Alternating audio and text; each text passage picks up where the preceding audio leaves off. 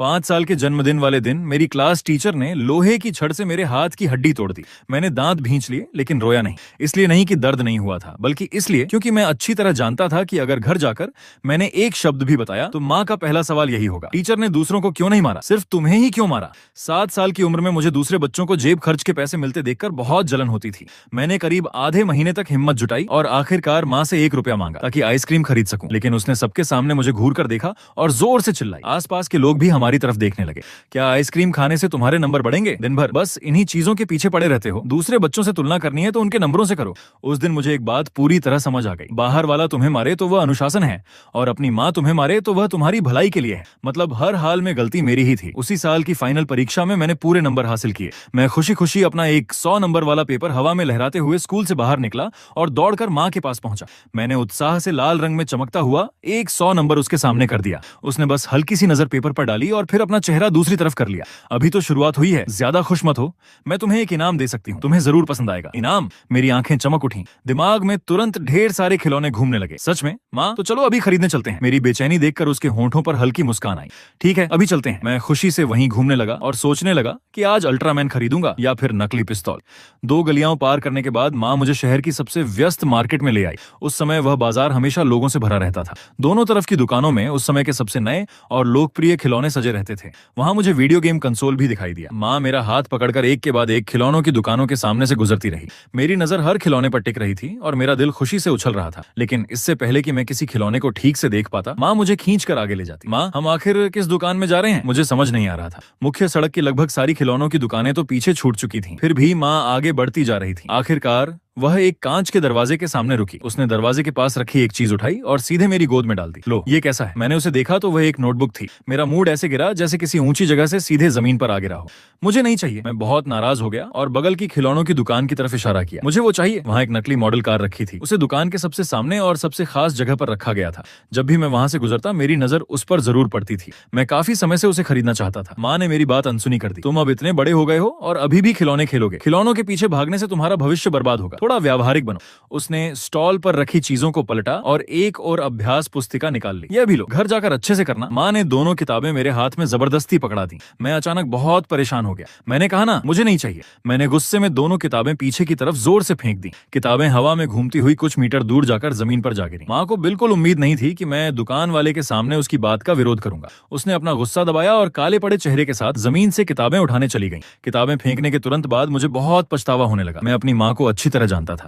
जब भी वह मुझे ठंडी नजरों से देखकर चुप हो जाती थी, समझो तूफान आने से पहले की शांति होती थी। मैं वहीं जड़ बनकर खड़ा रहा। उसने किताबें उठाई और धीरे धीरे मेरी तरफ बढ़ने लगी। मेरे सामने आते ही उसने बिना किसी चेतावनी के किताब से मेरे चेहरे पर जोरदार थप्पड़ मार दिया। छटाक! उस थप्पड़ की आवाज मेरे कानों में गूंज गई। मेरा सिर एक तरफ घूम गया, आंखों के सामने अंधेरा छा गया और सिर में तेज भनभनाहट होने लगी। चक्कर आने से मैं ठीक से खड़ा भी नहीं रह पा रहा था। अब बहुत बड़े हो गए हो, है ना? मुझसे बहस करने लगे हो? तुमने सच में सोचना शुरू कर दिया है कि इतने नंबर तुम्हारी अपनी काबिलियत से आए हैं? अगर मैं रोज तुम्हें पढ़ने के लिए मजबूर नहीं करती तो तुम जिंदगी में क्या कर पाते? उसकी बातें बर्फ के टुकड़ों की तरह मेरे दिल में चुभ रही थीं। मैंने दूर रखे उस खिलौने को देखा जिसका मैं इतने समय से इंतजार कर रहा था। दांत भींचकर मैंने अपना सिर नीचे कर लिया। अब बोलते क्यों नहीं? अभी भी मन में मेरे खिलाफ गुस्सा है। उसने दोनों किताबें हाथ में लपेटी और मेरे सिर पर मारते हुए अपना गुस्सा निकालना शुरू कर दिया। क्या तुम मुझे थोड़ा भी चैन से नहीं रहने दे सकते? मुंह खोलते ही खिलौने चाहिए, पढ़ाई पर ध्यान क्यों नहीं देते? बोलो, बोल क्यों नहीं रहे? मैंने होंठ कसकर बंद कर लिए। मेरा दिल अंदर से बुरी तरह भर चुका था। ऐसा लग रहा था जैसे मैं अभी फट जाऊंगा। जिस दिन मुझे सबसे ज्यादा खुश होना चाहिए था, वही दिन आखिर इतना बुरा कैसे बन गया? जितना सोचता उतना ही दुखी होता और मेरी आंखों से आंसू निकलने लगे। रो रहे हो? तुम्हें रोने में भी शर्म नहीं आती? मैंने क्या गलत कहा? बोलो। जब मैंने कोई जवाब नहीं दिया तो उसने गुस्से में मेरे माथे पर धक्का दिया। शायद उसे लगा कि पहला धक्का काफी नहीं था, इसलिए उसने दूसरी बार और जोर से धक्का दे दिया।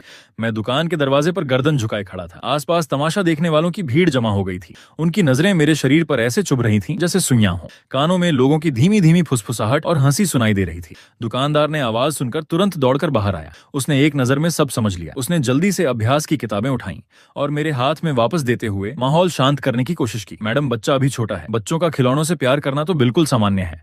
आप गुस्सा मत कीजिए। ये दोनों किताबें मैं बच्चे को दे देता हूँ। हमारा शहर छोटा था और रोज एक दूसरे से सामना होता था। ऊपर से मेरी माँ मिडिल स्कूल की अंग्रेजी टीचर और क्लास टीचर थी। दुकानदार का बड़ा बेटा भी मेरी माँ की क्लास में पढ़ता था। इस तरह की चापलूसी वाली बातें मैं पहले से देखता आया था। दुकानदार ने मुझे बचने का मौका दिया तो मैंने उसकी तरफ कृतज्ञता से देखा और फिर उम्मीद भरी नजरों से माँ की तरफ देखने लगा। शायद वह कम से कम दूसरों के सामने मेरी इज्जत रख ले। दुकानदार की बात सुनकर माँ का गुस्सा थोड़ा शांत हुआ। उसने गहरी सांस ली और उसकी तरफ देखकर कहा, लियो साहब धन्यवाद। अरे मैडम, इसमें धन्यवाद की क्या बात है? दुकानदार सिर झुकाकर बोला, हमारे शियाओ छियांग का भी ध्यान रखिएगा, उसे आपकी बहुत जरूरत है। लियो छियांग स्कूल में अच्छा कर रहा है, इस बार उसकी परीक्षा में काफी सुधार हुआ है। माँ का चेहरा थोड़ा नरम पड़ा। वो भी आपकी मेहनत की वजह से है मैडम, वरना शियाओ छियांग की अंग्रेजी पास कैसे होती?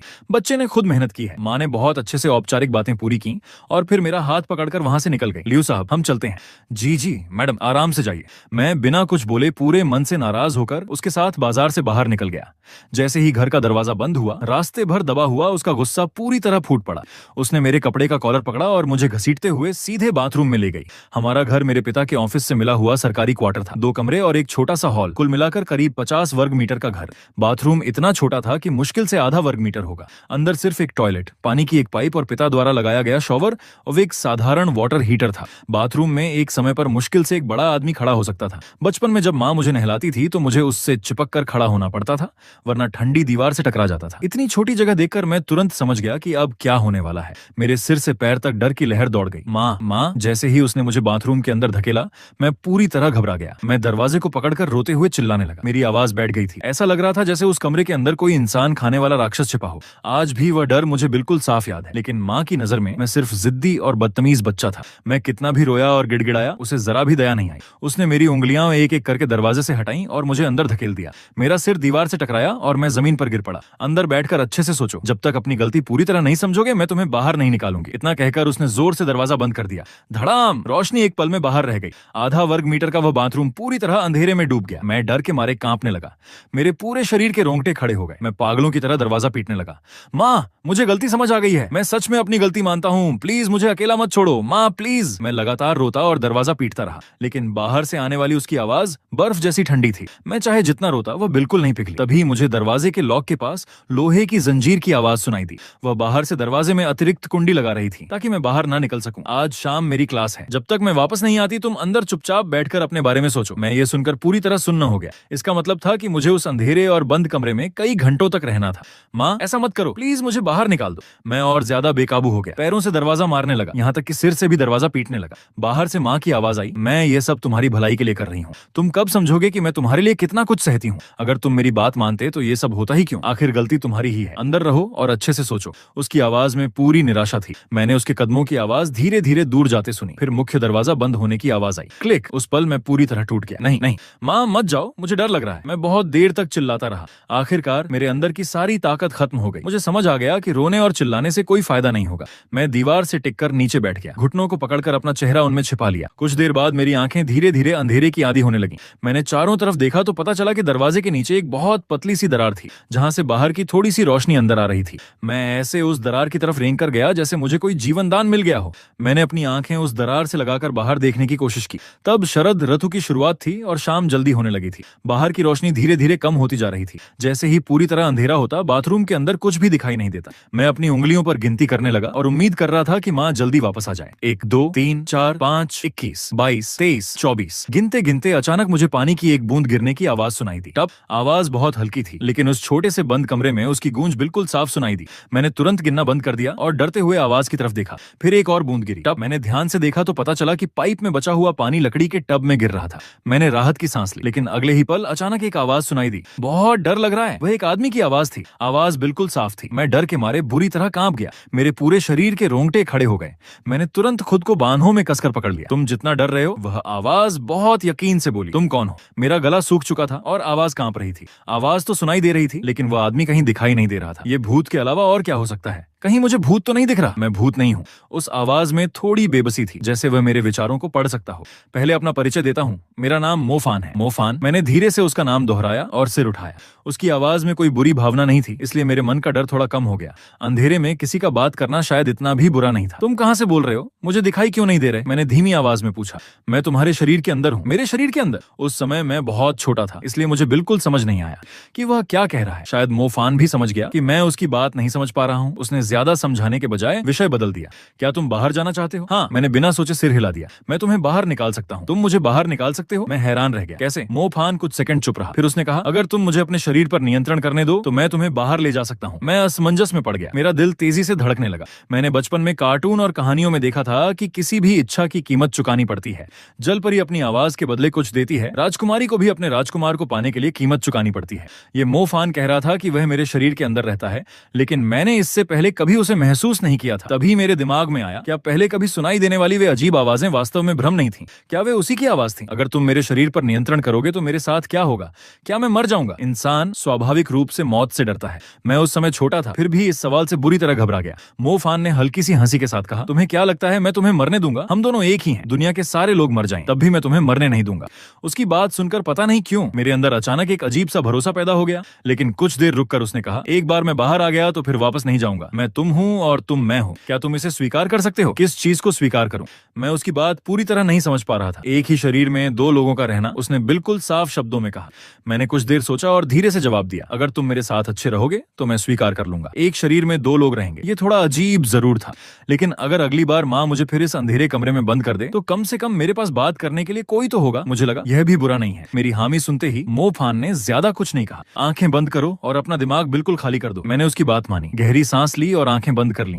मैंने अपने दिमाग में कुछ भी सोचने की कोशिश नहीं की। अगले ही पल मुझे ऐसा महसूस हुआ जैसे मेरी आत्मा शरीर से बाहर खींची जा रही हो। उसके बाद मुझे कुछ भी याद नहीं रहा। जब मैंने दोबारा आंखें खोली तब अगली सुबह हो चुकी थी। मैं अचानक उठकर बैठ गया। मेरी दाईं बाह में तेज दर्द हो रहा था। मैंने हाथ उठाकर देखा तो मेरी दाईं कलाई बुरी तरह सूज चुकी थी। मैंने अपनी नाइट ड्रेस की आस्तीन ऊपर की तो पूरे हाथ पर नीले निशान और खरोंचें पड़ी हुई थी। मो फान, ये सब क्या हुआ? मैंने मन ही मन धीरे से पूछा, लेकिन कोई जवाब नहीं आया। मुझे लगा शायद मो फान सो गया है। मैंने पिछली रात बेहोश होने के बाद की घटनाओं को याद करने की बहुत कोशिश की, लेकिन दिमाग पूरी तरह खाली था। मुझे कुछ भी याद नहीं आ रहा था। मैं दबे पांव बिस्तर से उठा और हमेशा की तरह मम्मी पापा के कमरे की तरफ जाने लगा। जैसे ही बाथरूम के पास से गुजरा, मेरे कदम अचानक रुक गए, क्योंकि बाथरूम का लकड़ी का दरवाजा बीच से बुरी तरह टूटकर उसमें एक बड़ा सा छेद हो चुका था। टूटे हुए लकड़ी के टुकड़े पूरे फर्श पर बिखरे पड़े थे और लकड़ी के नुकीले टुकड़ों पर सूखा हुआ खून भी लगा हुआ था। मैं उस पूरे मंजर को देखकर वहीं का वहीं जड़ हो गया। तभी मेरी माँ जाग गईं और धीरे धीरे कमरे से बाहर आईं। उन्हें देखते ही मैं फिर से घबरा गया। टूटे हुए लकड़ी के टुकड़ों के सामने खड़ा मैं समझ ही नहीं पा रहा था कि अपने हाथ पैर कहाँ रखूं। माँ ने मेरी तरफ देखते हुए कहा, कल रात बड़ी हिम्मत दिखा रहे थे, है ना? उनकी आंखों में निराशा के साथ साथ मेरे लिए गहरी नफरत भी साफ दिखाई दे रही थी। कल रात बड़ी बहादुरी दिखा रहे थे, है ना? माँ ने यह कहते हुए मेरी तरफ देखा। उसकी आंखों में निराशा के साथ नफरत भी साफ दिखाई दे रही थी। मैंने तुम्हें बस थोड़ी देर सोचने के लिए अंदर बंद किया था। तुमने ये सब तमाशा किसे दिखाने के लिए किया? तुम्हें पता भी है नया दरवाजा लगवाने में कितने पैसे लगेंगे? तुमने दरवाजा तोड़ दिया और अब पूरे बाथरूम में पानी भरा पड़ा है। अब इसे इस्तेमाल कैसे करेंगे? माँ ने इन सारी परेशानियों की जड़ भी मुझे ही बना दिया। कल तो तुमने मुझे मारने की भी कोशिश की थी, बहुत सिर चढ़ गए हो। ये कहते हुए माँ ने मेरे बाल पकड़े और मुझे घसीटते हुए कमरे में ले आई। मैं दिन भर इतनी मेहनत करके नौकरी करती हूँ और वो सब किसके लिए? तुम्हारे लिए। उसने एक बेंत निकाली और मेरे पैरों पर एक के बाद एक वार करने लगी। और तुम मुझे बदले में क्या देते हो? मेरा चेहरा देखो, देखो तुमने मुझे कैसे नोच दिया है। मुझे आज भी स्कूल जाना है। मैं वहां सबको क्या जवाब दूंगी? दर्द के मारे मैं इधर उधर उछलते हुए उसकी बेंत से बचने की कोशिश कर रहा था। तभी मेरी नजर उसकी गर्दन पर पड़ी। वहां खरोंच के दो हल्के निशान थे। उस पल मुझे बहुत अन्याय महसूस हुआ। मुझे लगा कि माँ का आज सुबह का गुस्सा मुझ पर नहीं बल्कि मो फान पर निकलना चाहिए था। जो मार मुझे पड़ रही थी वह असल में मो फान की वजह से थी। मैंने मन ही मन फैसला किया कि जैसे ही मो फान जागेगा मैं उससे इस बारे में जरूर जवाब मांगूंगा। लेकिन लगातार कई दिनों तक मो फान दोबारा सामने नहीं आया। माँ ने दो मजदूर बुलाए। उन्होंने मेरा टूटा हुआ दरवाजा निकालकर उसकी जगह नया दरवाजा लगा दिया। मेरे दाहिने हाथ की चोट भी बहुत जल्दी ठीक हो गई। कुछ ही दिनों में वह पूरी तरह ठीक हो गया और कोई निशान तक नहीं बचा। ऐसा लग रहा था जैसे सब कुछ फिर पहले जैसा हो गया हो। लेकिन एक चीज बदल गई थी, माँ की नजरें। वह मुझे हर दिन पहले से ज्यादा गुस्से और कठोरता से देखने लगी थी। उसकी आंखों में ऐसा भाव होता कि मेरे अंदर तक डर बैठ जाता। इसी बीच स्कूल की कैंटीन की दुकान का कारोबार तेजी से बढ़ने लगा। वहां बिकने वाली चीजों की संख्या भी बढ़ती जा रही थी। कई तरह के स्नैक्स ऐसे थे जो सिर्फ स्कूल में ही मिलते थे और बाहर कहीं नहीं मिलते थे। धीरे धीरे छुट्टी होते ही बच्चे बाहर खेलने जाने के बजाय कैंटीन की तरफ दौड़ने लगे। सभी बच्चे एक साथ दुकान पर टूट पड़ते थे। दुकान के सामने इतनी भीड़ जमा हो जाती कि जो खरीदने जाता उसके लिए अंदर जाना मुश्किल और जो खरीद चुका होता उसके लिए बाहर निकलना मुश्किल। कुछ ही दिनों बाद स्कूल ने नया नियम जारी कर दिया। स्नैक्स खरीदने के लिए अपना स्कूल आईडी नंबर दर्ज कराना होगा और हर छात्र दिन में सिर्फ एक बार ही सामान खरीद सकेगा। ये नियम सुनते ही स्नैक्स खाने वाले बच्चों की हालत खराब हो गई। उनके लिए तो यह किसी बुरी खबर से कम नहीं था। खासकर मेरे साथ बैठने वाला सहपाठी बहुत परेशान था। उसे स्नैक्स खाना बेहद पसंद था और वह अक्सर क्लास के दौरान भी चोरी छिपे स्नैक्स खाता रहता था। उसके पास हमारी क्लास में सबसे ज्यादा जेब खर्च के पैसे थे और वह काफी खर्चीला भी था। आखिर उसके पिता शहर के डॉक्टर थे और अच्छी कमाई करते थे। एक दिन मैंने उससे पूछा, तुम हमेशा क्लास में ही स्नैक्स क्यों खाते रहते हो? ठीक से पढ़ाई नहीं कर सकते? उसने होंठ सिकोड़ते हुए बेफिक्र अंदाज में कहा, तुम ये नहीं समझोगे, चोरी छिपे खाया हुआ स्नैक्स ही सबसे ज्यादा स्वादिष्ट लगता है।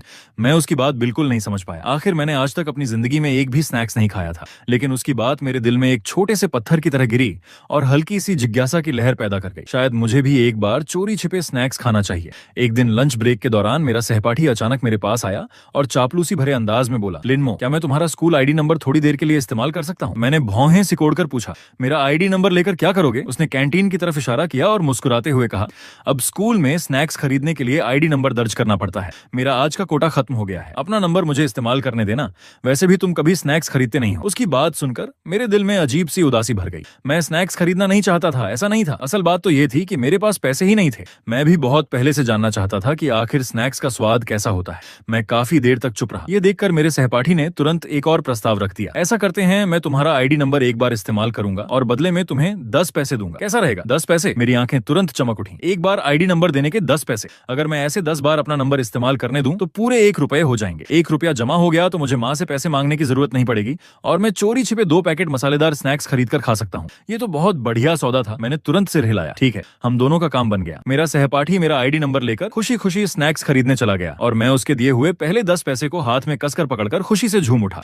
असल में 10 पैसे में भी कैंटीन से कुछ खरीदा जा सकता था। वहां एक तरह की खींचने वाली टॉफी मिलती थी जिसकी एक गोली 10 पैसे की थी। लेकिन अपने सहपाठी से प्रभावित होकर मैं भी वही स्नैक्स चखना चाहता था जो वह अक्सर खरीदता था। कुछ ही समय में मैंने 1 रुपया जमा कर लिया। उस दिन मैं इतना खुश था कि मेरे चेहरे की मुस्कान छिप ही नहीं रही थी। क्लास में घुसते ही मैंने अपने सहपाठी से कहा, आज मैं तुम्हें अपना आईडी नंबर इस्तेमाल नहीं करने दूंगा। वह हैरान होकर बोला, क्यों? मैं उसके कान के पास जाकर रहस्यमय अंदाज में बोला, क्योंकि आज मुझे खुद इस्तेमाल करना है। क्लास के दौरान मैंने 10-10 पैसे के 10 सिक्के अपनी जेब में रखे थे। मैं बार बार हाथ डालकर उन्हें छूता रहता। ऐसा लग रहा था जैसे मेरी जेब में पूरी दुनिया की दौलत रखी हो। मेरे दिमाग में बस यही चल रहा था कि आज कैंटीन से कौन कौन सा स्नैक्स खरीदूंगा। मेरी खुशी देखकर मेरे सहपाठी को लगा कि शायद मैंने कोई नया खिलौना खरीद लिया है। तभी स्कूल की घंटी बजी। मैं तुरंत अपनी सीट से उछलकर खड़ा हुआ और कैंटीन की तरफ दौड़ पड़ा। जैसे जैसे मैं कैंटीन के करीब पहुंच रहा था, मेरा दिल उतनी ही तेजी से धड़क रहा था। आखिरकार आज मैं भी स्नैक्स खाऊंगा। मैं सबसे पहले कैंटीन में पहुंचा। एक नजर में मुझे वही सूखा स्नैक्स दिखाई दिया जो मेरा सहपाठी अक्सर खरीदता था।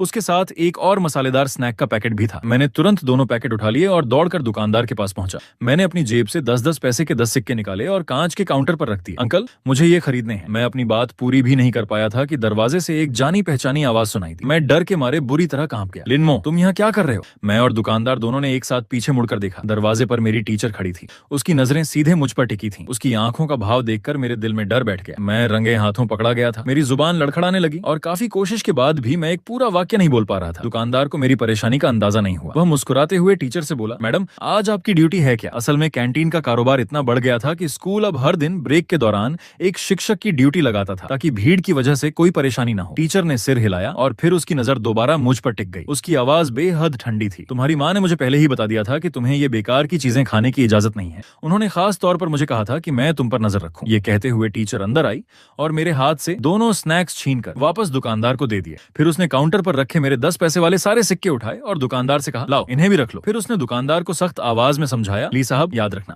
अगर यह बच्चा दोबारा यहाँ आए तो इसे कोई सामान मत बेचना। दुकानदार के चेहरे पर थोड़ी उलझन दिखाई दी, लेकिन टीचर के कहने के बाद वह भी कुछ बोल नहीं सका। उसने सिर हिलाकर कहा, जी जी मैडम, मैं याद रखूंगा। दुकानदार ने मुझे गहराई से देखा। उसकी आंखों में छिपी सहानुभूति ने मुझे और भी ज्यादा दुखी कर दिया। उस पल मुझे ऐसा लगा जैसे मेरे सिर पर बिजली गिर गई हो। मेरा दिमाग पूरी तरह सुन्न हो गया। क्यों? ये पैसे मैंने खुद जमा किए हैं। मैंने अपनी माँ से नहीं मांगे। फिर मैं स्नैक्स क्यों नहीं खरीद सकता? मेरी नाक में हल्की सी जलन हुई और आंखों में अचानक आंसू भर आए। मेरे सीने में दुख और गुस्सा इस तरह भर गया कि मैं कुछ बोल ही नहीं पा रहा था। बस लगातार आंसू बह रहे थे। टीचर झाओ ने मुझे भीड़ से बाहर निकाला और एक शांत कोने में ले गई। वह नीचे बैठी और मुझे एक टिश्यू दिया। लिनमो, तुम्हारी माँ ने स्कूल के सभी टीचर्स को पहले ही कह दिया है कि हम तुम पर नजर रखें। मैंने कुछ नहीं कहा, बस रोता रहा। मेरे अंदर जमा हुआ दुख ऐसा था जैसे अभी फट जाएगा। टीचर झाओ ने आह भरी और कहा, मैं तुम्हारी माँ की दोस्त हूँ। सच कहूँ तो मुझे भी लगता है कि वह तुम्हारे साथ कुछ ज्यादा ही सख्ती करती है, लेकिन वह तुम्हारी भलाई के लिए ही ऐसा करती है। उसे डर है कि ज्यादा स्नैक्स खाने से तुम्हारी सेहत खराब हो जाएगी। तुम्हें उसे समझना चाहिए, समझे? लेकिन मैंने ज्यादा नहीं खाया। मैं सुबकते हुए धीरे धीरे बोला, मैं तो बस बस उसका स्वाद चखना चाहता था। टीचर झाओ ने मेरी लाल हुई आंखों को देखा और काफी देर तक चुप रही। फिर उसने अपनी जेब से मिनी पैकेट निकाला। उसमें वही सूखा स्नैक था। आमतौर पर एक पैकेट में 4 टुकड़े होते थे, लेकिन इस छोटे पैकेट में सिर्फ एक ही टुकड़ा था। उसने पैकेट मेरी आंखों के सामने हिलाया। मैंने तुरंत रोना बंद कर दिया। मेरी नजरें उस पैकेट पर टिक गईं। मैं तो आंसू पोंछना भी भूल गया। अच्छा, अब रोना बंद करो। ये पैकेट मैंने एक दूसरे बच्चे से जब्त किया था। अब ये तुम्हारा है। टीचर झाओ ने मेरे सिर पर हाथ फेरा और फिर समझाया, लेकिन इसे चुपचाप खाना। बिल्कुल ध्यान रखना कि तुम्हारी माँ को पता न चले। मैंने जल्दी से पैकेट ले लिया और जोर जोर से सिर हिलाने लगा। मेरी आंखों में अभी भी आंसू थे, लेकिन चेहरे पर मुस्कान आ गई। बस ऐसे ही हंसते हुए कितने अच्छे लगते हो। टीचर झाओ मुझे देख रही थी। उसकी आंखों में एक ऐसी अजीब भावना थी जिसे मैं उस समय समझ नहीं पाया, लेकिन उसकी बात मैंने दिल में बिठा ली। मैंने उस मिनी पैकेट को बहुत सावधानी से अपनी जेब में रख लिया। वह उस दिन का मेरा सबसे बड़ा राज था। किसी को पता न चले, इसलिए पूरे समय मैं अपनी जेब पर हाथ रखे रहा। स्कूल में मैंने उसे निकालने की हिम्मत तक नहीं की। टीचर झाओ ने कहा था कि स्कूल के सभी टीचर मेरी माँ को जानते हैं। स्कूल में मैं कुछ भी करूं, मेरी माँ को तुरंत पता चल जाता था। चारों तरफ उसकी नजरें थीं, इसलिए मुझे इंतजार करना पड़ा कि स्कूल खत्म हो और मैं बाहर जाकर इसे खा सकूं। आखिरकार छुट्टी की घंटी बज गई। उस पल मुझे लगा जैसे मुझे आजादी मिल गई हो। मैंने जल्दी से किताबें बैग में ठूंसी, बैग की चेन बंद की और स्कूल से बाहर भाग पड़ा। मैंने पहले ही सोच रखा था कि स्नैक्स खाने के लिए सबसे अच्छी जगह कहाँ होगी। शहर के मैदान के पास बने फूलों के प्लेटफॉर्म के पीछे। हमारे शहर में एक सार्वजनिक फुटबॉल मैदान था। सभी स्कूलों की खेल प्रतियोगिताएं वहीं होती थीं। हम बच्चे उसे बस मैदान कहते थे। जब भी मैं अपने माता पिता के साथ वहां से गुजरता, मैदान में कुछ लोग अजीब तरह की एक्सरसाइज करते दिखाई देते थे। माँ हर बार मेरा हाथ पकड़कर मुझे उनसे दूर ले जाती थी। मेरे स्कूल की छुट्टी का समय मैदान के सबसे खाली समय के आसपास होता था। ज्यादातर लोग खाना बनाने के लिए घर जा चुके होते थे या अभी उनकी नौकरी खत्म नहीं हुई होती थी। मैदान के किनारे करीब आधे मीटर ऊंचे फूलों के 2 बड़े प्लेटफॉर्म थे। उनके पीछे एक इमारत की बाहरी दीवार थी। आमतौर पर भीड़ होने पर भी कोई वहां नहीं जाता था। मेरे लिए तो वह चोरी छिपे स्नैक्स खाने की बिल्कुल सही जगह थी। अगर मैं फूलों के पीछे बैठ जाता तो कोई मुझे देख ही नहीं सकता था। ये सोचते हुए मैं सीधे मैदान की तरफ दौड़ पड़ा। मैदान स्कूल से करीब 1 किलोमीटर दूर था। मुझे डर था कि रास्ते में माँ का कोई जानने वाला ना मिल जाए, इसलिए मैं बिना पीछे देखे लगातार दौड़ता रहा। जब मैदान पहुंचा तो मेरी पीठ पूरी तरह पसीने से भीग चुकी थी और पसीना गर्दन से नीचे बह रहा था। मेरी उम्मीद के मुताबिक मैदान में सिर्फ 2-3 बुजुर्ग धीरे धीरे टहल रहे थे। मैंने ऐसे दिखाया जैसे वहां से सामान्य रूप से गुजर रहा हूं और फूलों के पास पहुंचते ही चुपचाप पीछे की तरफ खिसक गया। पहली बार माँ से छिपकर स्नैक्स खाने का रोमांच इतना ज्यादा था कि मेरा दिल तेजी से धड़क रहा था। मैं जोर जोर से सांस लेते हुए जेब से मिनी स्नैक का पैकेट निकालने लगा। मैंने लार निगली और घबराते हुए पैकेट खोलने लगा, लेकिन मैं इतना उत्साहित था और इतनी दूर दौड़कर आया था कि मेरे हाथ कांप रहे थे।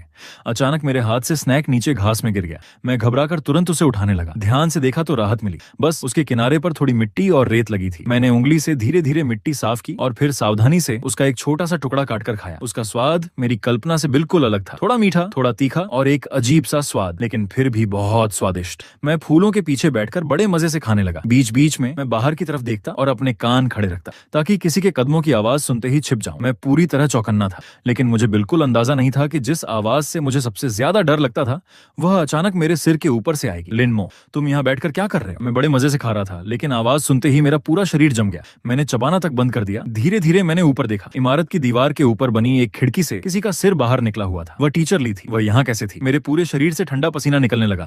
मैंने तुमसे पूछा है क्या तुम चोरी छिपे कुछ खा रहे हो? टीचर ली ऊपर से मुझे घूर रही थी। उसकी आवाज में शक और सख्ती साफ झलक रही थी। उसकी नजरें ऐसी थीं जैसे वह किसी अपराधी से पूछताछ कर रही हो। नहीं, मैंने घबराकर स्नैक और उसका पैकेट अपने पैरों के नीचे दबा दिया ताकि सबूत छिपा सकूं। लेकिन मेरी घटिया सी एक्टिंग टीचर ली से कैसे छिप सकती थी? उसने तुरंत सब समझ लिया। अच्छा, तो तुम यहाँ जमीन से उठाकर कूड़ा खा रहे हो? उसके चेहरे पर अचानक उत्साह दिखाई दिया। मुझे तुम्हारी माँ से इस बारे में जरूर बात करनी पड़ेगी। मैं उन्हें बताऊंगी कि उनका इतना अच्छा बेटा क्या क्या कर रहा है।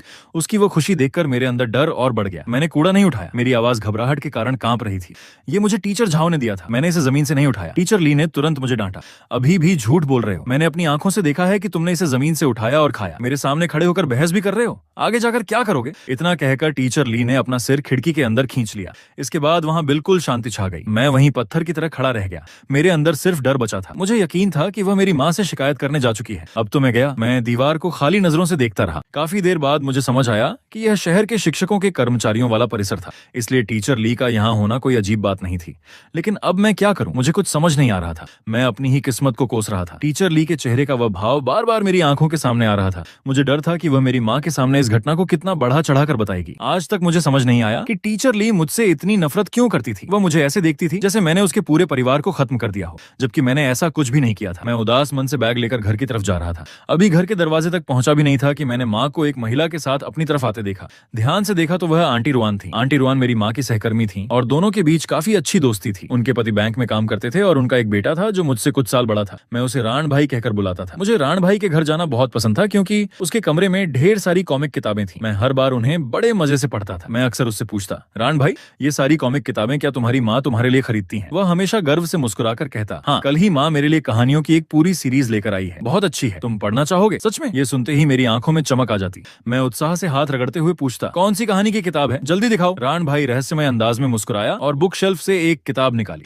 मैंने किताब का कवर देखा। उस पर 3 बच्चे एक महल की तरफ भाग रहे थे और उनमें से एक लड़के ने गोल चश्मा पहन रखा था। ये कौन सी किताब है? मैंने किताब के कुछ पन्ने पलटे। उसमें कोई खास चित्र नहीं थे, बस लंबे लंबे पैराग्राफ लिखे थे। ये हैरी पॉटर है, बिल्कुल असली ओरिजिनल किताब, राण भाई ने गर्व से कहा। उसकी आवाज में साफ साफ दिखावा था। Harry Potter? मैं मन ही मन सोचने लगा कि यह नाम तो बिल्कुल चीनी किताब जैसा नहीं लग रहा। ये किताब बहुत मशहूर है, तुम्हें इसके बारे में भी नहीं पता? तुम आखिर पढ़ते क्या हो? राण भाई ने उत्सुकता से पूछा। मैंने थोड़ा सोचा और गंभीरता से अपनी पढ़ी हुई किताबों के नाम गिनाने लगा। कोपर्निकस, लूशन, जर्नी टू द वेस्ट और स्कूल में सुझाई गई कुछ दूसरी किताबें। कितनी बोरिंग किताबें हैं, राण भाई ने मुंह बनाकर कहा। मैं एकदम चुप हो गया। मैंने कभी सोचा ही नहीं था कि ये किताबें बोरिंग हो सकती हैं। माँ हमेशा कहती थी कि ये किताबें मेरे लिए अच्छी हैं और जो किताबें अच्छी हों उन्हें ज्यादा से ज्यादा पढ़ना चाहिए। मैंने कभी किसी किताब को इस आधार पर नहीं परखा था कि वह मजेदार है या बोरिंग। राण भाई ने मेरी तरफ देखकर आंख मारी। अगली बार जब तुम मेरे घर आओगे मैं माँ से कहूंगा कि तुम्हारे लिए कुछ मजेदार कॉमिक किताबें लेकर आए, ठीक है? मैंने तुरंत मुस्कुराकर सिर हिलाया और उससे वादा करने के लिए हाथ भी मिला लिया था।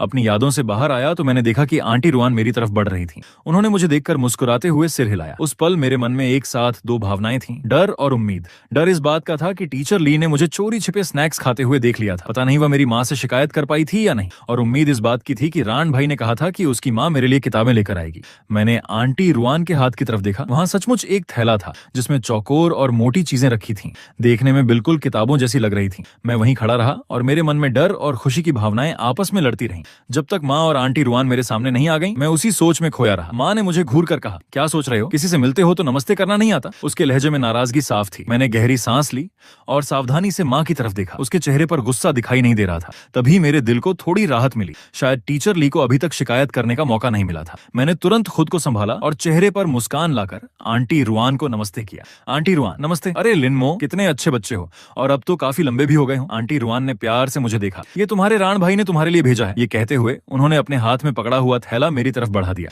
मेरे दिल में खुशी की लहर दौड़ गई। मैंने जल्दी से थैला ले लिया और उसे खोला। अंदर वही कॉमिक किताबें थीं जिन्हें मैं राण भाई के घर पर अक्सर पढ़ता था और सारी किताबें बिल्कुल नई थीं। धन्यवाद आंटी रुआन। राण भाई को भी मेरी तरफ से धन्यवाद कहना। मैंने कॉमिक किताबों को ऐसे पकड़ रखा था जैसे वे दुनिया की सबसे कीमती चीज हो। मुझे बिल्कुल ध्यान नहीं गया कि माँ के चेहरे पर कितनी अजीब और असहज अभिव्यक्ति आ गई थी। माँ ने बनावटी मुस्कान के साथ कहा, रुआन, ये बच्चा पहले से ही बहुत लालची है। तुम इसे ऐसी बेकार चीजें देकर इसकी आदत और खराब कर रही हो। बाद में इसका पढ़ाई में बिल्कुल मन नहीं लगेगा। इतना कहते ही उसने मेरे हाथों से सारी कॉमिक किताबें छीन ली और वापस आंटी रुआन को दे दी। क्या मैंने इसके लिए किताबें नहीं खरीदी हैं? इसका चेहरा देखो, बिल्कुल किसी भिखारी जैसा लग रहा है। कितनी शर्म की बात है। फिर उसने मेरी तरफ देखकर कहा, चलो घर चलो। मैं अपनी आंखों के सामने अपनी प्यारी कॉमिक किताबों को माँ के हाथों जाते देखता रहा। मेरे दिल में दुख और गुस्सा दोनों थे, लेकिन मैं कुछ बोलने की हिम्मत नहीं कर पाया।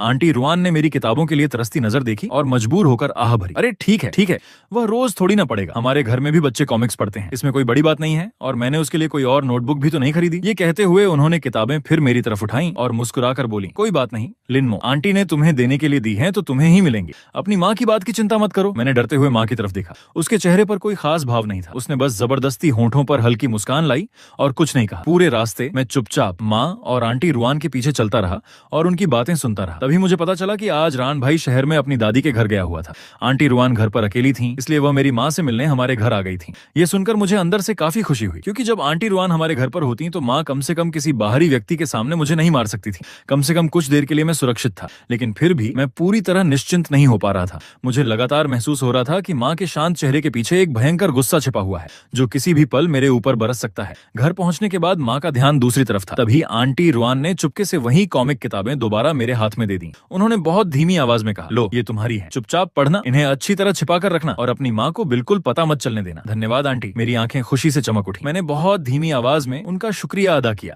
आंटी रुआन वापस कमरे में चली गईं और माँ के साथ बातें करने लगीं। उनकी बातचीत में मेरी बिल्कुल दिलचस्पी नहीं थी। मेरा पूरा ध्यान उन कॉमिक किताबों पर था। मैं बस उन्हें खोलकर पढ़ना चाहता था। सब कुछ सामान्य दिखाई दे रहा था, इतना शांत कि मुझे लगा शायद आज का दिन इसी तरह आराम से गुजर जाएगा। मैंने मन ही मन सोच भी लिया था कि माँ के सो जाने के बाद मैं चुपचाप लाइट जलाऊंगा और कंबल के अंदर छिपकर राण भाई की दी हुई कॉमिक किताबें पढ़ूंगा। लेकिन तभी अचानक एक फोन कॉल ने मेरी सारी उम्मीदें तोड़ दी। लिविंग रूम में माँ का फोन बज उठा। वह उठकर फोन लेने गई। कुछ ही सेकंड बाद मैंने उसकी बेहद धीमी और ठंडी आवाज सुनी, सच में तुम्हें पूरा पूरा यकीन है कि तुमने गलत नहीं देखा। ठीक है, मैं समझ गई। बस कुछ ही शब्द थे, लेकिन उन्हें सुनते ही मेरे मन का डर अचानक कई गुना बढ़ गया। अभी तक कमरे में जो माहौल सामान्य और हल्का था, वह अचानक बेहद तनावपूर्ण हो गया। ऐसा लग रहा था जैसे पूरा घर खामोशी में जम गया हो। माँ ने फोन रख दिया। पता नहीं उसने आंटी रुआन से क्या बात की थी। फिर वह लिविंग रूम से निकलकर मेरे कमरे की तरफ आने लगी। इधर आओ। वो मेरे कमरे के दरवाजे के पास खड़ी थी। मेरे कमरे में दरवाजा लगा ही नहीं था, सिर्फ दरवाजे का फ्रेम था। उसकी आवाज इतनी ठंडी थी कि मेरे पूरे शरीर में सिहरन दौड़ गई। मैं घबराते हुए धीरे धीरे खड़ा हुआ और उसकी तरफ बढ़ने लगा,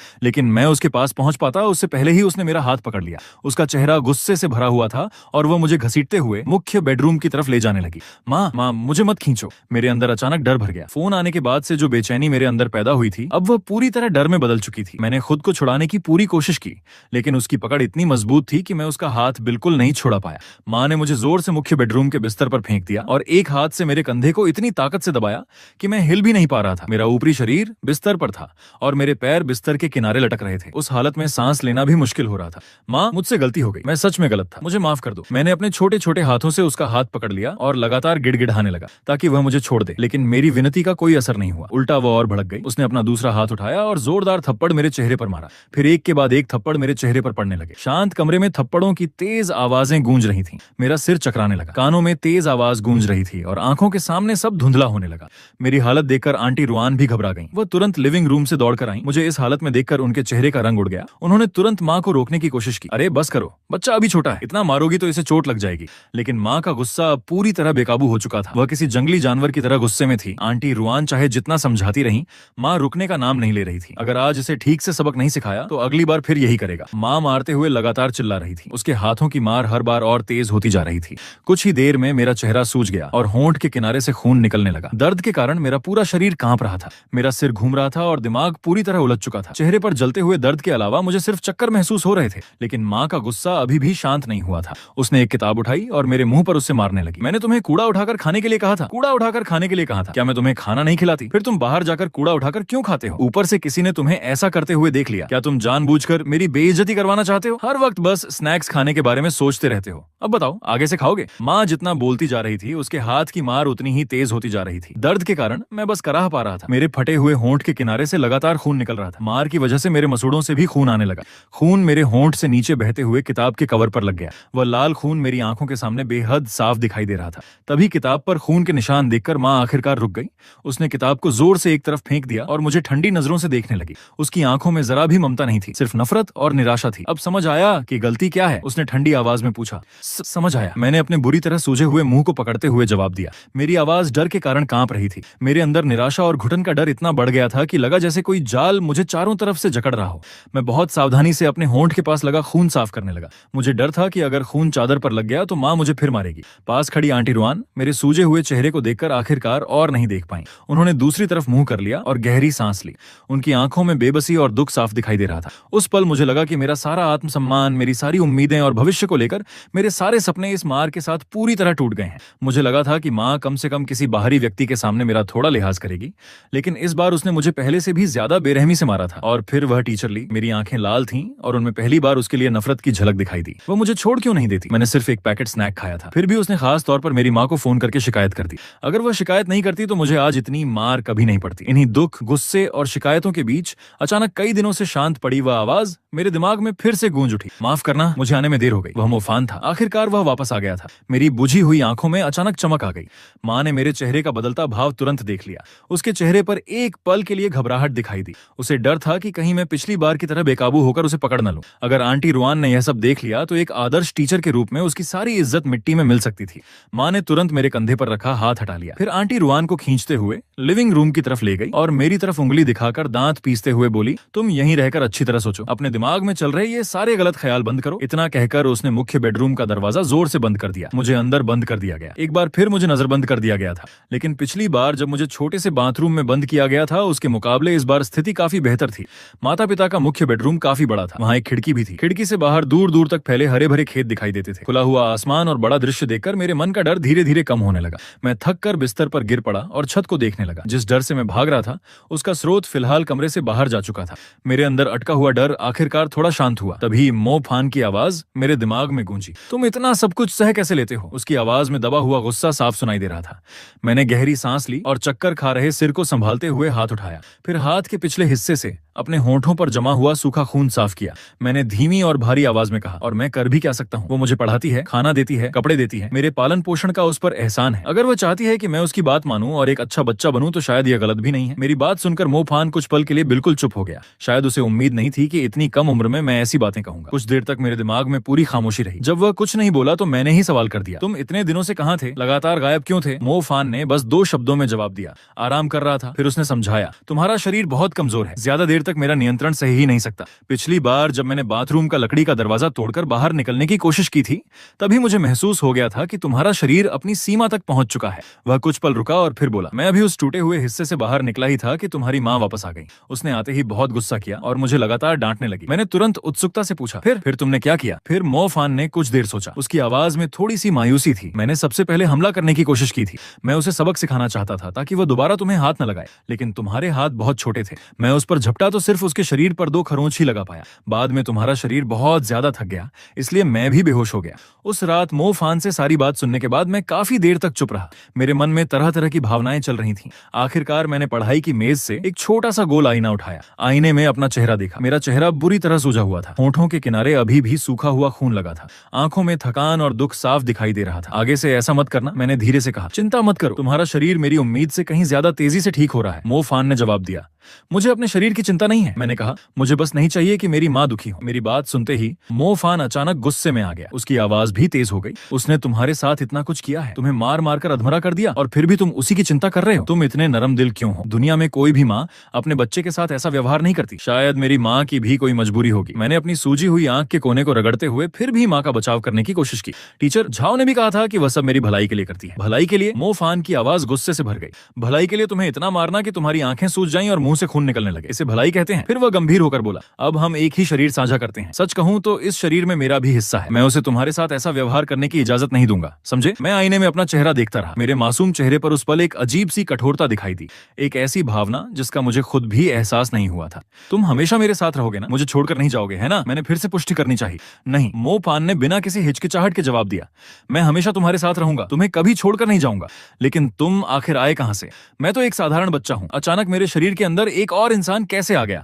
इस सवाल का जवाब तुम्हें खुद से पूछना चाहिए। मो फान का जवाब मेरे लिए बिल्कुल रहस्यमय था, लेकिन अब मुझे इस सवाल का जवाब जानने की उतनी चिंता नहीं थी। मुझे अचानक एहसास हुआ कि मेरे शरीर में मो फान के आने को लेकर मेरी भावनाएं पूरी तरह बदल चुकी थीं। शुरुआत में मैं डर गया था और समझ नहीं पा रहा था कि मेरे साथ क्या हो रहा है, लेकिन अब मैं उसके होने से खुश था, क्योंकि उसके साथ मुझे बात करने के लिए कोई मिल गया था। जब मैं दुखी होता तो वह मेरे साथ रहता, जब मेरे साथ गलत होता तो वह मेरे लिए खड़ा होता। वह मुझे कभी नहीं मारता था और न ही मुझे छोड़कर जाने वाला था। वह बिल्कुल ऐसे था जैसे मेरा दूसरा जुड़वां भाई हो। हम एक ही दिल और एक ही शरीर साझा कर रहे थे। पिछली बार तुमने बाथरूम का दरवाजा तोड़ दिया था और आखिर में मार मुझे पड़ी थी। मैंने आईने में खुद को देखते हुए मजाकिया अंदाज में उससे हिसाब मांगने का नाटक किया। मो फान समझ गया कि मैं मजाक कर रहा हूँ। वह नाराज होने के बजाय हंसते हुए बोला, तो बदले में आगे से जब तुम्हें मार पड़ने वाली होगी तब मैं तुम्हारी जगह मार खा लिया करूंगा, ठीक है? मैंने बिना किसी झिझक के हामी भर दी। मेरे दिल में अचानक खुशी भर गई। मैंने आईने में खुद को देखा। मेरी सूजी हुई आंखें हल्की सी सिकुड़ी और मेरे चेहरे पर दिल से निकली मुस्कान आ गई। बहुत लंबे समय बाद मैं इतना खुश हुआ था। अपने अंदर एक ऐसा खास राज होने की खुशी मेरे मन को गर्माहट से भर रही थी। मैं अच्छी तरह जानता था कि मो फान को मेरी माँ जिंदगी भर अपने नियंत्रण में नहीं रख पाएगी। वो मेरी ताकत बनेगा। तुम जब मुस्कुराते हो तो बहुत अच्छे लगते हो, आगे से ज्यादा मुस्कुराया करो, मो फान ने अचानक आईने में मुझे देखते हुए कहा। उसकी अचानक की गई तारीफ सुनकर मैं थोड़ा असहज हो गया। मेरे गाल हल्के गर्म हो गए। बचपन से मेरे माता पिता ने कभी खुलकर मेरी तारीफ नहीं की थी। चाहे मैं कोई सवाल सही करूं या कोई काम अच्छे से करूं, उनकी तारीफ के बाद हमेशा एक लेकिन जरूर आता था। नंबर अच्छे आए हैं, लेकिन अगली बार और ध्यान से पढ़ना। बहुत अच्छा किया, लेकिन इसे और बेहतर किया जा सकता था। बहुत बढ़िया, लेकिन मैं अब इन बातों का आदी हो चुका था। मैं तारीफ के पहले हिस्से को नजरअंदाज कर देता था, क्योंकि मुझे पता था कि उसके बाद आने वाला लेकिन ही असली बात होती थी। इसलिए जब मो फान ने मेरी तारीफ की और उसके बाद कोई लेकिन नहीं कहा तो मुझे समझ ही नहीं आया कि मैं क्या जवाब दूं। फिर मैंने तुरंत एक बात सोचकर उसे चिढ़ाया, तुम भी तो मैं ही हो। अगर तुम कहते हो कि मैं अच्छा दिखता हूं तो इसका मतलब तुम खुद को अच्छा दिखने वाला बता रहे हो। ये तो आत्ममुग्धता हुई। मैंने तुरंत पलटकर जवाब दिया और मन ही मन थोड़ा खुश भी हुआ। ये आत्ममुग्धता नहीं है, मो फान ने गंभीरता से कहा। मैं सिर्फ सच बता रहा हूँ। मैं आईने में खुद को देखता रहा। मो फान की आंखों में सोच और मेरे लिए एक गहरी सहानुभूति थी। वह भावना उसकी थी, लेकिन मैं उसे अपने अंदर भी उतनी ही साफ महसूस कर सकता था। तभी मो फान ने अचानक गंभीर आवाज में कहा, तुम घर से भाग क्यों नहीं जाते? मैं एकदम से जम गया। मुझे यकीन ही नहीं हुआ कि मैंने सही सुना है। ये कैसे हो सकता है? बिल्कुल नहीं। मैंने बिना बिना सोचे उसकी बात ठुकरा दी। क्यों नहीं? मो फान ने गंभीर आवाज में पूछा।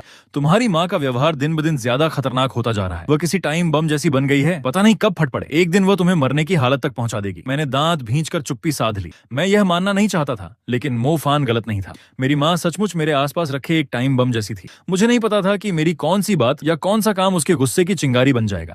लंबे समय तक इस अनजाने डर में रहने के कारण मेरी नसें भी बेहद कमजोर और संवेदनशील हो गई थीं। जरा सी आवाज या हलचल होते ही मेरा पूरा शरीर डर से कांपने लगता था। मैं कोशिश कर सकता हूँ कि उसे गुस्सा न दिलाऊं। मैं उसकी हर बात मानूंगा। इस तरह वह मुझे नहीं मारेगी। मैंने धीमी आवाज में कहा, लेकिन मेरी आवाज में खुद मुझे भी ज्यादा भरोसा नहीं था। मैं जानता था कि यह सिर्फ खुद को दिलासा देना था। तुम मुझे बेवकूफ नहीं बना सकते, और खुद को भी नहीं। मो फान आईने में मेरी आंखों में सीधा देखते हुए बोला। उसकी आवाज भारी थी। हर दिन डरते हुए, हर कदम सोच समझ कर रखते हुए जीना कैसा होता है, मैं पूरी तरह महसूस कर सकता हूँ। तुम जितना दर्द सहते हो, मैं उससे भी ज्यादा दर्द महसूस करता हूँ, क्योंकि हम एक ही हैं। लेकिन अगर मैं घर से भाग जाऊं तो जाऊंगा कहाँ? मेरे पास एक भी पैसा नहीं है। मैं बस में बैठने का किराया तक नहीं दे सकता। मैंने अपनी सबसे बड़ी समस्या सामने रख दी। मेरी आंखों में पूरी बेबसी थी। मेरी बात सुनते ही मो फान ने बिना सोचे कहा, अपने पिता के पास जाओ। मेरे पापा? मैं हैरान रह गया। मैंने बिल्कुल नहीं सोचा था कि वह ऐसा सुझाव देगा। असल में हमारा परिवार यहाँ इसलिए आया था क्योंकि मेरे पिता का ट्रांसफर शहर के खनिज विभाग में हुआ था। लेकिन यहाँ आने के कुछ ही समय बाद कंपनी के एक प्रोजेक्ट में अतिरिक्त कर्मचारियों की जरूरत पड़ गई। मेरे पिता तकनीकी रूप से बहुत कुशल थे, इसलिए उन्हें अस्थायी रूप से पहाड़ी शहर के मुख्य इलाके ग्वानयन ब्रिज के एक निर्माण स्थल पर भेज दिया गया था। उन्हें वहां 3 साल तक काम करना था। हमारे कस्बे से उस निर्माण स्थल तक पहुंचने के लिए 3 अलग अलग बसें बदलनी पड़ती थी। सिर्फ एक तरफ जाने में करीब 2 घंटे लगते थे। समय बचाने के लिए मेरे पिता की कंपनी ने निर्माण स्थल के पास उनके लिए एक किराए का फ्लैट लिया था, जहां वह 2 अन्य सहकर्मियों के साथ रहते थे। उसके बाद जो पिता पहले रोज घर लौटते थे, वह अब हफ्ते में सिर्फ एक बार घर आने लगे। और शायद उसी समय से मेरी माँ का स्वभाव भी धीरे धीरे बदलने लगा था। वह दिन ब दिन ज्यादा चिड़चिड़ी और गुस्सैल होती जा रही थी। लेकिन मुझे अपने पिता के काम करने की सही जगह और वह कहाँ रहते हैं, इसकी बिल्कुल जानकारी नहीं थी। मैं फिर से हिचकिचाने लगा। ऊपर से मेरे पास पैसे भी नहीं थे। पहाड़ी शहर तक जाने का बस किराया जुटाना भी मेरे लिए मुश्किल था। इतने सारे बहाने क्यों बना रहे हो? आखिर में बात इतनी सी है कि तुम डरते हो। मो फान ने मेरी कमजोरी तुरंत पकड़ ली और ठंडी आवाज में बोला, तुम्हारे पापा कहाँ रहते हैं? ये पता करना इतना मुश्किल भी नहीं है। तुम्हारी मेज की दराज में उनके भेजे हुए बहुत सारे खत हैं ना। लिफाफे पर लिखे पते को देखो, उसी से पता चल जाएगा। मैं एक पल के लिए ठिठक गया और फिर अचानक मुझे बात समझ आ गई। मैंने अपने सिर पर हाथ मारा। मैंने पहले ये क्यों नहीं सोचा? मैंने जल्दी से छोटा गोल आईना नीचे रखा और दोनों हाथों से मेज की दराज खोल दी। किताबों और सामान से भरी दराज में खोजते खोजते आखिरकार मुझे एक भूरा लिफाफा मिल गया, जिसे माँ ने एक किताब के नीचे दबाकर रखा था। लिफाफा पहले ही खोला जा चुका था और अंदर का खत भी माँ पढ़ चुकी थी। उसमें शायद ऑफिस से जुड़े कुछ कागजात ही थे, लेकिन मुझे उसके अंदर की चीजों से कोई मतलब नहीं था। मुझे तो बस लिफाफे पर लिखा पता चाहिए था। मैंने लिफाफा पलटा। सामने पेन से लिखा हुआ पता साफ दिखाई दे रहा था। सबसे आखिर में मेरे पापा का नाम लिखा था, लिन पिंगजी। मिल गया। मेरे दिल में खुशी की लहर दौड़ गई। मैंने तुरंत एक कागज का टुकड़ा फाड़ा और पता जल्दी जल्दी लिख लिया। फिर सावधानी से लिफाफा वापस उसी जगह रख दिया और उसका कोण भी बिल्कुल पहले जैसा कर दिया, ताकि माँ को जरा भी शक न हो। अब अगली समस्या थी पैसों की। मो फान ने मेरे दिमाग में हिसाब लगाते हुए कहा, रास्ते के बस किराए और खाने पीने के पैसे मिलाकर तुम्हें कम से कम 20 युआन चाहिए। 20 युआन? मैं हैरान रह गया। मेरी आंखें गोल हो गईं। जिस बच्चे के पास कभी जेब खर्च नहीं रहा हो, उसके लिए 20 युआन किसी बहुत बड़ी रकम से कम नहीं थे। मैं माँ से 1 युआन मांगने में इतना मुश्किल से सफल होता हूँ, 20 युआन कहाँ से लाऊं? किसने कहा कि माँ से मांगो? मो फान की आवाज बिल्कुल शांत थी, जैसे वो कोई साधारण सी बात कह रहा हो। चोरी कर लो। चोरी? मैं तुरंत भड़क गया। आवाज भी ऊंची हो गई। पैसे चुराना गलत है। मैं ऐसी घटिया हरकत कभी नहीं करूंगा। इसके अलावा माँ पैसों को लेकर बहुत सख्त थी। वह रोज अपने पर्स में रखे पैसों को गिनती थी। मेरे पास चोरी करने का मौका ही नहीं था, और अगर किसी तरह पैसे चुरा भी लिए और उसे पता चल गया तो वह मुझे और बुरी तरह मारती। ये विचार मुझे बिल्कुल बेकार लगा। मैंने जोर जोर से सिर हिलाया। नहीं, बिल्कुल नहीं। मेरी जिद देखकर मो फान ने भी मुझे मजबूर नहीं किया। कुछ देर चुप रहने के बाद वह धीरे से बोला, जब तक तुम खुद की रक्षा करने की ताकत हासिल नहीं कर लेते, तब तक तुम्हारे दिमाग में मौजूद ये सारे नियम और सही गलत की परिभाषाएं तुम्हारी माँ द्वारा पहनाई गई बेड़ियां हैं। समझ रहे हो? उसने नैतिकता, रिश्ते, नियम और अपनी इज्जत के नाम पर तुम्हें पूरी तरह बांध रखा है। अगर तुम अभी भी नहीं जागे तो एक दिन तुम भी उसी की तरह बन जाओगे। उसकी बात सुनकर मेरे अंदर गुस्सा भर गया। मैंने अपनी मुट्ठियां कस लीं। क्या मैं अब अपनी माँ जैसा बन गया हूँ? मैं उसके जैसा कैसे हो सकता हूँ? मैं अपनी माँ की इज्जत करता था, उससे प्यार भी करता था, लेकिन साथ ही मुझे उससे नफरत भी थी। उसकी हद से ज्यादा सख्ती से, उसके नियंत्रण करने की आदत से और उसके हाथों पड़ने वाली मार से। मो फान जानता था कि उसकी बातों से मैं भड़क गया हूँ, लेकिन वह पीछे नहीं हटा। पैसे चुराना देखने में गलत लगता है, लेकिन ये दुनिया अक्सर नतीजे को देखती है, तरीका नहीं। तुम पैसे मौज मस्ती के लिए नहीं चुरा रहे हो, तुम खुद को बचाने के लिए ऐसा करोगे। अभी तुम्हें राहत दे सकता है और तुम्हारी रक्षा कर सकता है तो सिर्फ तुम्हारे पापा हैं। उनके पास जाओ और उन्हें अपनी माँ की हरकतों के बारे में सब कुछ बताओ। मो फान की आवाज में बेचैनी बढ़ती जा रही थी। मैं चुप हो गया। उसकी बातें मेरे दिल में पत्थर की तरह गिर रही थीं और मेरे अंदर हजारों सवाल पैदा कर रही थीं। सच कहूं तो मेरा मन थोड़ा तैयार हो रहा था, लेकिन पैसे चुराना और घर से भाग जाना, ये दोनों बातें मेरी अब तक की सारी सीमाओं को तोड़ रही थीं। मुझे पता था कि अगर मैंने ये कदम उठा लिया तो शायद मैं माँ के नियंत्रण से बाहर निकल सकता था और कुछ समय के लिए चैन की सांस ले सकता था, लेकिन इससे माँ की इज्जत पूरी तरह मिट्टी में मिल जाती। उसके लिए यह किसी तबाही से कम नहीं होता। बाहर की दुनिया की नजर में मेरी माँ ने मुझे बहुत अच्छे से पाला था। मैं दूसरे बच्चों के लिए मिसाल था। पढ़ाई में हमेशा अच्छा करता था और लगभग हर परीक्षा में पूरे स्कूल में पहला आता था। मेरा व्यवहार भी अच्छा था। मैं कभी बेवजह स्नैक्स नहीं खरीदता था, किताबें पढ़ना पसंद करता था, खाली समय में माँ के घर के कामों में हाथ बटाता और कई बार उसके लिए स्कूल में खाना तक लेकर जाता था। मेरा माँ के लिए खाना लेकर जाना देखकर कस्बे के बहुत से माता पिता उससे ईर्ष्या करते थे। वे मेरी समझदारी और आज्ञाकारिता की तारीफ करते और अक्सर हमारे घर आकर माँ से बच्चों की परवरिश के तरीके पूछते। और माँ को भी लोगों का सम्मान और तारीफ बहुत पसंद थी।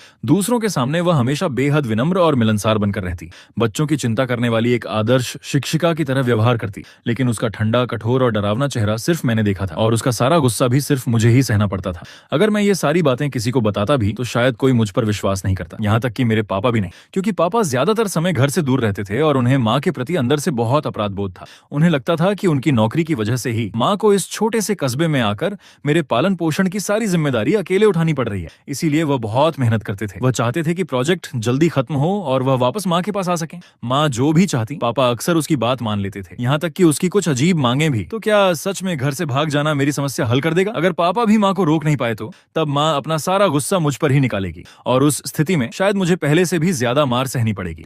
मेरे दिमाग में तरह तरह की आशंकाएं घूम रही थीं। मोफान भी मेरी उलझन और डर को साफ महसूस कर सकता था। इस बार वह काफी देर तक चुप रहा, इतनी देर कि मुझे लगा शायद वह फिर से गायब हो गया है। आखिर में उसने हल्की सी सांस छोड़ी और बेहद शांत आवाज में कहा, अगर तुम इतना परेशान और डरे हुए हो तो मैं तुम्हें मजबूर नहीं करूंगा। इस मामले में फिलहाल वही करेंगे जो तुम चाहते हो। धन्यवाद, मैंने धीरे से कहा। मेरे दिल में अपराध बोध भी था और बेबसी भी। मैं जानता था कि मेरे मन में बहुत सारी चिंताएं और डर थे। घर से भागने की बात को फिलहाल टालना ही बेहतर था। मोफान इतना कहने के बाद फिर शांत हो गया। मैंने मन ही मन उसे कई बार पुकारा, लेकिन उसने कोई जवाब नहीं दिया। फिर भी मैं साफ महसूस कर सकता था कि वह अभी भी मेरे शरीर के अंदर मौजूद था, क्योंकि इस बार मेरे दिल में पिछली बार जैसा खालीपन नहीं था। शायद वह मुझसे नाराज था। उसे लगता होगा कि मैं बहुत ज्यादा सोचता हूँ और बहुत डरपोक हूँ। आंटी के चले जाने के बाद माँ ने मुझे मास्टर बेडरूम से बाहर निकाला और फिर ठंडे चेहरे के साथ मुझे खूब डांटा। वह कहती रही कि मैं कितना नासमझ हूँ और मैंने उसकी इज्जत मिट्टी में मिला दी है। काफी देर तक डांटने के बाद जब उसका गुस्सा कुछ शांत हुआ तब जाकर उसने मुझे छोड़ा। को सोने से पहले जब मैं अपना चेहरा साफ कर रहा था तो मैंने गर्म तौलिया उठाकर चेहरे पर रखा। जैसे ही तौलिया चेहरे से लगा मेरे होंठ के कोने में तेज चुभन हुई। मैंने तुरंत तौलिया हटा लिया और दीवार पर लगे आईने में अपना चेहरा देखा। आईने में मेरे चेहरे की सूजन थोड़ी कम हो चुकी थी, लेकिन उंगलियों के गहरे लाल निशान अभी भी साफ दिखाई दे रहे थे। होंठ का कटा हुआ हिस्सा गर्म पानी लगते ही इतनी तेज जलने लगा कि मेरी भौहें सिकुड़ गईं। मैंने दांत भींचे, तौलिए का पानी निचोड़ा और उसे बहुत सावधानी से सिर्फ होंठ के कोने पर रखा ताकि दर्द थोड़ा कम हो सके। छोड़ो, अब इस बात को यहीं खत्म कर देता हूँ। बार बार सोचने से कोई फायदा नहीं। मुझे बस जितना हो सके माँ की बात माननी है और उन्हें नाराज नहीं करना है। चेहरा साफ करने के बाद मैं जल्दी से बिस्तर पर चला गया। शायद दिन भर रोने और फिर मार खाने की वजह से मेरा शरीर और दिमाग दोनों बुरी तरह थक चुके थे। बिस्तर पर लेटते ही नींद ने मुझे घेर लिया और मैं जल्द ही सो गया। लेकिन अचानक ठंडी हवा के झोंके से मेरी नींद खुल गई। मैंने ठंड से कांपते हुए अपनी आंखें खोली। कानों में इंजन और लोगों की बातचीत की आवाजें आ रही थीं, जो धीरे धीरे तेज होती जा रही थीं। मैंने अपनी आंखें मली। जैसे जैसे नजर साफ हुई आसपास का माहौल दिखाई देने लगा। अचानक मैं घबराकर अपनी सीट से उठ बैठा। मैं बस में कैसे आ गया? मेरे सामने जो कुछ था उसने मुझे पूरी तरह हिला दिया। पूरे शरीर में कंपी दौड़ गई और कुछ पल के लिए मेरी सांस तक रुक गई। आखिर ये हो क्या रहा था? कल रात तो मैं अपने बिस्तर पर सोया था, फिर आंख खुलते ही मैं इस बस में कैसे पहुंच गया? मैंने जल्दी से आगे देखा। एक महिला कंडक्टर अपनी कमर पर लटका बैग संभालते हुए यात्रियों को पैसे वापस कर रही थी। उसके हाथ में लाल रंग का टिकट बॉक्स भी था। मैं तुरंत अपनी सीट से उठा और उसके पास पहुंच गया। आंटी नमस्ते, मैं पूछना चाहता हूँ इस बस का आखिरी स्टॉप कौन सा है? महिला कंडक्टर ने नीचे से मुझे देखा। उसकी आंखों में तुरंत शक की एक झलक दिखाई दी। उसने मुझे ऊपर से नीचे तक कई बार देखा। तुम अकेले हो? तुम्हारे माता पिता कहाँ हैं? उसने भौहें सिकोड़कर मेरे पीछे देखा, जैसे यह सुनिश्चित करना चाहती हो कि सच में मेरे साथ कोई बड़ा व्यक्ति नहीं है। फिर वह मेरे पास झुककर और गंभीर आवाज में बोली, तुम अकेले बस में चढ़े हो? तुम्हें कोई छोड़ने नहीं आया। मैंने सिर झुका लिया और बहुत धीमी आवाज में कहा, मेरी माँ मुझे बस स्टॉप तक छोड़ने आई थी। मेरे पापा आखिरी स्टॉप पर मेरा इंतजार कर रहे हैं। मैं बस ये पक्का करना चाहता था कि कहीं गलत बस में तो नहीं बैठ गया। आजकल के माता पिता भी कमाल हैं, छोटे बच्चे को अकेले बस में भेज देते हैं। कंडक्टर ने शक भरी नजरों से मुझे देखा। साफ था कि उसे मेरी बात पर पूरी तरह विश्वास नहीं हुआ था। मैंने जल्दी से फिर पूछा, आंटी आप चिंता मत कीजिए, मैं अक्सर अकेले बाहर जाता हूँ। बस इतना बता दीजिए कि इस बस का आखिरी स्टॉप कौन सा है? बेबी बस स्टेशन, उसने थोड़े चिढ़े हुए अंदाज में जवाब दिया और फिर दूसरे यात्रियों की तरफ मुड़ गई। धन्यवाद आंटी। मैं जल्दी से अपनी सीट पर वापस आया और बैठ गया। मेरी पीठ पसीने से भीग चुकी थी। बेबी, मैं जानता था कि वह हमारे कस्बे के सबसे नजदीक मौजूद मौजूद चोंगशिंग के इलाकों में से एक था, लेकिन समस्या ये थी कि मैं वहां जाने वाला ही नहीं था। मैं अचानक इस बस में कैसे आ गया और कौन करेगा ये सब? जाहिर है मैंने। मो फान की आवाज अचानक मेरे दिमाग में गूंज उठी। उसकी आवाज में हल्का सा गर्व था। उसकी आवाज सुनते ही मेरे मन के सारे सवाल जैसे फट पड़े और अगले ही पल मेरे सिर पर गुस्सा चढ़ गया। मैंने मन ही मन चिल्लाकर पूछा, तुमने ये सब कब किया? मुझे जरा भी पता कैसे नहीं चला? मो फान ने बड़े आराम से जवाब दिया, जब तुम मरे हुए की तरह सो रहे थे। फिर वह बिल्कुल बेफिक्र होकर बोला, तुम हर काम में इतना सोचते रहते हो, आगे क्या होगा, पीछे क्या होगा, किस बात से डरना है? जब तुम खुद वह कदम उठाने की हिम्मत नहीं कर पाए तो मुझे ही तुम्हें धक्का देना पड़ा। मैं गुस्से से भर गया। तुमने मेरी इजाजत के बिना मेरे शरीर का इस्तेमाल किया। मेरी छाती गुस्से से भारी हो गई। मुझे लगा जैसे उसने मेरी सीमा पार कर दी हो। बिना इजाजत? मो फान मेरी बात सुनकर हंस पड़ा। मैंने तुम्हें पहले ही कहा था कि तुम्हारे शरीर पर मेरा भी आधा अधिकार है, फिर इसे बिना इजाजत कैसे कह सकते हो? और वैसे भी तुम्हारे दिल में कहीं ना कहीं तुम भी यही चाहते थे। तुम उस घर से भागना चाहते थे। मैंने बस तुम्हें अपनी असली इच्छा समझने और पहला कदम उठाने में मदद की है। उसने मुझे ऐसा जवाब दिया कि मेरे पास कहने के लिए कुछ नहीं बचा। मेरा पूरा शरीर गुस्से से लाल हो गया। मैंने गुस्से में सामने की सीट पर जोर से मुक्का मार दिया। धड़ाम! बस में अचानक मेरी हरकत देखकर सभी यात्रियों की नजरें मेरी तरफ घूम गईं। सब मुझे अजीब नजरों से देखने लगे। मेरा चेहरा शर्म से लाल हो गया। मैं तुरंत गर्दन झुकाकर अपनी सीट पर वापस बैठ गया और आसपास देखने की हिम्मत तक नहीं की। तभी अचानक मेरी पीठ के पीछे से छन छन जैसी धातु के टकराने की आवाज आई। आवाज बहुत हल्की थी। मैंने तुरंत पीछे मुड़कर देखा और हाथ पीछे ले जाकर टटोला। तभी मुझे पता चला कि मेरी पीठ पर स्कूल वाला मेरा पुराना बैग लटका हुआ था। लेकिन ये बैग तो मैंने घर पर ही छोड़ा था। इसके अंदर क्या है? मेरे मन में सवाल उठा। मुझे अच्छी तरह याद था कि इस बैग में किताबों और स्टेशनरी के अलावा ऐसी कोई चीज नहीं थी जिससे इस तरह की आवाज आ सके। कहीं मो फान ने इसमें कुछ तो नहीं रखा? खोल कर देख लो, खुद पता चल जाएगा। मो फान की आवाज बिल्कुल शांत थी, जैसे उसके लिए यह पूरा मामला कोई बड़ी बात ही ना हो। मैंने गुस्से से बैग उतारा और उसे अपनी गोद में रख लिया। फिर मैंने झटके से उसकी चेन खोल दी, लेकिन अंदर का नजारा देखकर मैं पूरी तरह जम गया। बैग में एक भी किताब नहीं थी। अंदर सिर्फ एक तह किया हुआ कागज था और ढेर सारे एक एक युआन के सिक्के। सिक्के इतने ज्यादा थे कि बैग लगभग भर गया था। अभी जो छन छन की आवाज आ रही थी वह इन्हीं सिक्कों की थी। मैंने आंखें फाड़कर बैग को देखा। मेरे बैग में इतने सारे एक युआन के सिक्के कैसे आए? ये पैसे कहां से आए? ऐसा तो हो नहीं सकता कि आसमान से गिर गए हों। कैसा लगा? सरप्राइज मिला? मो फान हंसते हुए बोला। उसकी आवाज में गर्व साफ झलक रहा था। मैंने उसकी बात का जवाब नहीं दिया। मैंने बैग से एक सिक्का निकाला और उसे आंखों के सामने लाकर ध्यान से देखने लगा। वह सचमुच एक युआन का सिक्का था। पैसा असली होने की पुष्टि होते ही मैंने तुरंत हाथ बैग के अंदर डाल दिया और सिक्के गिनने लगा। मेरी उंगलियां एक एक करके सिक्कों पर चल रही थीं और लगातार छन छन की आवाज आ रही थी। मैंने दोबारा गिना, न एक कम न एक ज्यादा, कुल 20 सिक्के। 20 एक युआन के सिक्के, यानी मेरे पास सचमुच 20 युआन। 20 रुपए उस वक्त मेरे लिए किसी बहुत बड़ी दौलत से कम नहीं थे। मैंने जिंदगी में कभी अपने हाथ में इतने पैसे नहीं देखे थे। ये पैसे, मैंने कुछ कहने की कोशिश की, लेकिन डर और हैरानी के कारण शब्द ठीक से निकल ही नहीं रहे थे।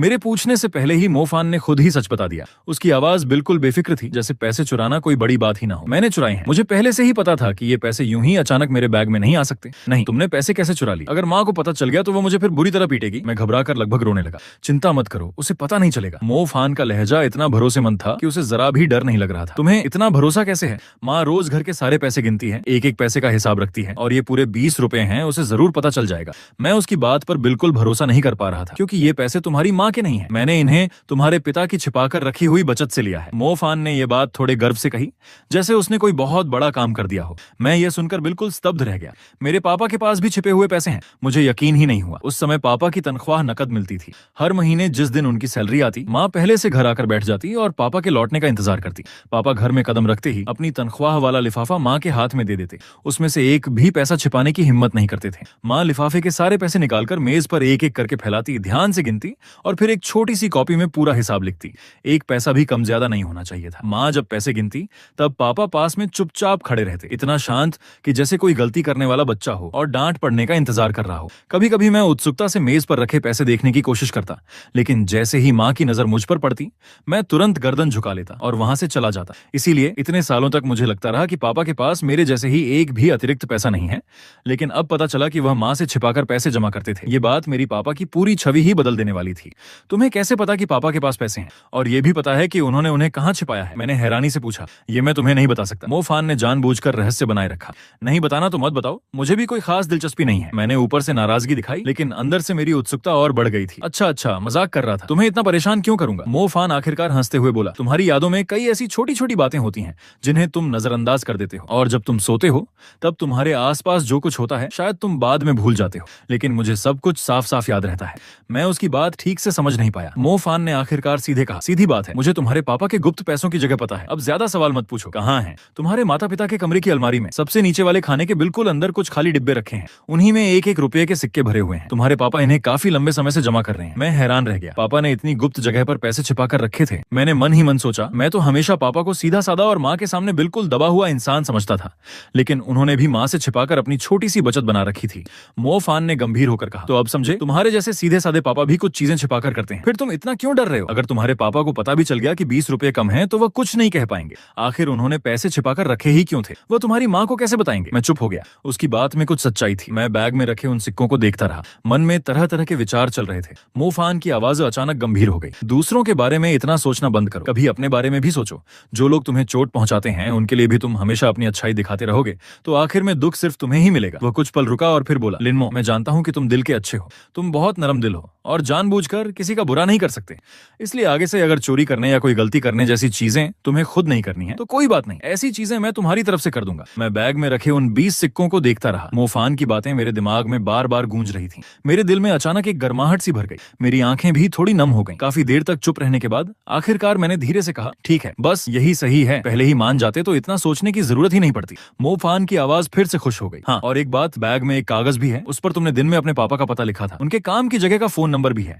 मैंने तुम्हारे लिए पूरा रास्ता भी पता कर लिया है। बस से उतरने के बाद सीधे बस अड्डे से दूसरी बस पकड़नी होगी। मो फान मेरे दिमाग में पूरा रास्ता ऐसे समझा रहा था जैसे कोई छोटा सा निजी गाइड हो। हर चीज की पहले से तैयारी कर चुका था। मैंने बैग को कसकर अपने सीने से लगा लिया और उसकी बातें सुनता रहा। पता नहीं क्यों मेरी आंखों में फिर से आंसू आ गए। दिल में एक अजीब सी गर्माहट और दर्द दोनों था। धन्यवाद मो फान, मैंने धीमी और रुंधी हुई आवाज में कहा। यह पहली बार था जब मैंने उसे दिल से धन्यवाद दिया था। मैंने बैग को और कसकर पकड़ लिया और मो फान की बातें सुनता रहा, जो किसी छोटे से केयरिंग दोस्त की तरह मेरे लिए हर चीज की चिंता कर रहा था। धन्यवाद मो फान। मो फान ने पहले से जो योजना बनाई थी उसके मुताबिक जब हम बेई बस स्टेशन पहुंचेंगे तो स्टेशन के बाहर बहुत से प्राइवेट टैक्सी वाले यात्रियों को बुलाते मिलेंगे। वे आसपास के इलाकों तक जाते थे। बेई से पापा के काम की जगह तक ऐसी गाड़ी से जाने में सिर्फ 2 रुपए लगते थे। बस से सस्ता भी था और सुविधाजनक भी। वहां पहुंचकर मुझे किसी छोटे से अखबार वाले स्टॉल या दुकान से सार्वजनिक फोन ढूंढना था, फिर पापा को फोन करके उन्हें बुला लेना था। अब पीछे मुड़कर देखता हूं तो समझ आता है कि इस योजना में बहुत सारी कमियां थीं, लेकिन उस समय मुझे यह योजना बिल्कुल परफेक्ट लग रही थी। बस काफी देर तक हिचकोले खाते हुए चलती रही। मेरे दिल में घबराहट भी थी और उत्साह भी। आखिरकार बस धीरे धीरे स्टेशन में जाकर रुकी। लाउडस्पीकर पर स्टेशन की घोषणा होने लगी। मैंने तुरंत अपना बैग सामने कर लिया और दोनों हाथों से उसे कसकर पकड़ लिया। मुझे डर था कि कहीं उसमें रखे पैसे और पापा का पता खो न जाए। फिर मैं बाकी यात्रियों के साथ धीरे धीरे बस से उतर गया। ये पहली बार था जब मैं अकेले किसी बड़े शहर में आया था। मेरे सामने सड़कों पर गाड़ियों की लंबी कतार थी। चारों तरफ लोगों की भीड़ और अनजान आवाजें थीं। हर चेहरा मेरे लिए अजनबी था। मैं तुरंत घबरा गया। मैंने बैग को और कसकर पकड़ लिया। हथेलियों में पसीना आने लगा। माँ हमेशा मुझे समझाती थी कि बाहर की दुनिया बहुत खतरनाक है। वहाँ चोर होते हैं, सामान छीनने वाले लोग होते हैं और बाइक पर लूटपाट करने वाले बदमाश भी होते हैं। वह हमेशा कहती थी कि मैं कभी अकेले इधर उधर न जाऊं। मैंने अपने सीने से लगे बैग की तरफ देखा। उसमें मो फान द्वारा चुराए गए पूरे 20 रुपए थे। मेरे पास यही एकमात्र पैसा था। अगर यह भी चोरी हो जाता तो मेरे पास वापस जाने या आगे बढ़ने का कोई रास्ता नहीं रहता। इसलिए मुझे हर हाल में इसकी रक्षा करनी थी। स्टेशन के बाहर पहुंचते ही मुझे कई लोगों की जोर जोर से आवाजें सुनाई देने लगी।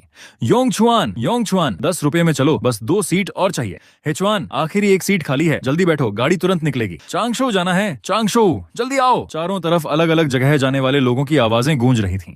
मैं ध्यान लगाकर हर आवाज सुनने लगा। कुछ ही देर बाद मुझे किसी ने गुआनिनचाओ जाने के लिए आवाज लगाते सुना। मेरे कान खड़े हो गए। मैंने आवाज की दिशा में देखा।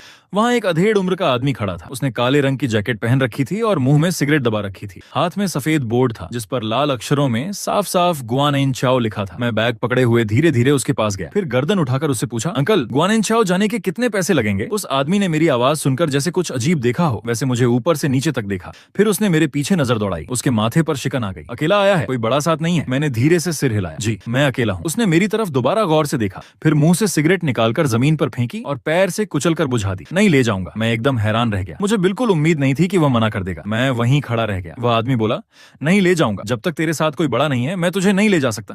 उसने भारी स्थानीय लहजे में समझाया, अगर रास्ते में तेरे घर वाले आ गए और बोले कि मैंने बच्चा अगवा किया है तो मैं क्या करूंगा? ऊपर से पैसे का नुकसान अलग होगा। मेरे लिए मुसीबत मोल लेने का कोई फायदा नहीं। उसकी बात सुनकर मैं काफी हद तक समझ गया। वह सिर्फ इसलिए मुझे ले जाने से डर रहा था क्योंकि मैं अकेला बच्चा था। उसे डर था कि मेरे माता पिता बाद में उस पर बच्चे को भगाने या अगवा करने का आरोप लगा सकते हैं।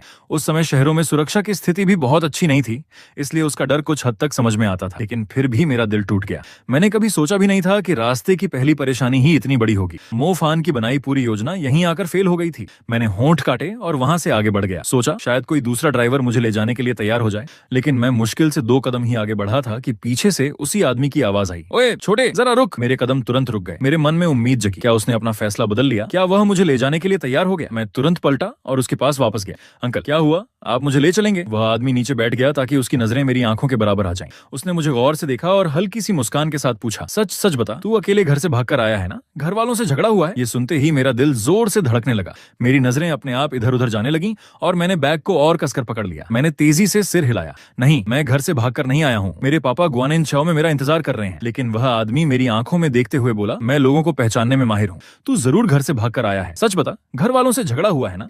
उसकी नजर इतनी पैनी थी कि मुझे लगा जैसे वह मेरे मन की सारी बातें पढ़ सकता है। मेरी घबराहट और बढ़ गई। मेरा मन हुआ कि मैं तुरंत वहां से भाग जाऊं। मैंने कहा, ना, ऐसा कुछ नहीं है, आप गलत मत सोचिए। मैंने किसी तरह हिम्मत जुटाकर जवाब दिया और तुरंत मुड़कर जाने लगा। घबरा मत छोटे, मैं कोई बुरा आदमी नहीं हूँ, भाग क्यों रहा है? उसने अपनी जेब से एक बड़ी सी व्हाइट रैबिट मिल्क कैंडी निकाली और मेरी तरफ बढ़ा दी। ले खा ले, बहुत मीठी है। नहीं चाहिए, धन्यवाद अंकल, मुझे जल्दी जाना है। मैंने हाथ हिलाकर मना कर दिया और वहां से निकलने की कोशिश की, लेकिन मेरे मन का डर लगातार बढ़ रहा था। अरे ले ले, एक कैंडी ही तो है, इसमें क्या बुराई है? मैं सच में अच्छा आदमी हूँ, तुझे कोई नुकसान नहीं पहुंचाऊंगा। मेरे मना करने के बावजूद उसने मेरा हाथ पकड़ लिया और जबरदस्ती वह कैंडी मेरी हथेली में रख दी। मैंने कैंडी को हाथ में कसकर पकड़ लिया। अब समझ नहीं आ रहा था कि क्या करूं। मैं डर भी रहा था और घबरा भी रहा था। वह आदमी फिर पूछने लगा, तेरा घर कहाँ है? तू इतना छोटा बच्चा है और अकेला घूम रहा है, बाहर अकेले रहना सुरक्षित नहीं है। चल अंकल तुझे घर छोड़ देता है, बिल्कुल सुरक्षित पहुंचा दूंगा। उसकी आवाज अब पहले से ज्यादा नरम थी। उसने अपना बोर्ड दीवार के सहारे टिकाया और मेरी तरफ बढ़ने लगा। मैंने उसकी तरफ देखा। लंबे समय तक सिगरेट पीने की वजह से उसके दांत पीले और काले पड़ चुके थे। उसे देखकर मेरे मन में अचानक घिन सी होने लगी। तभी मेरे दिमाग में कई दिनों से खामोश मोफान की आवाज अचानक गूंजी, भागो।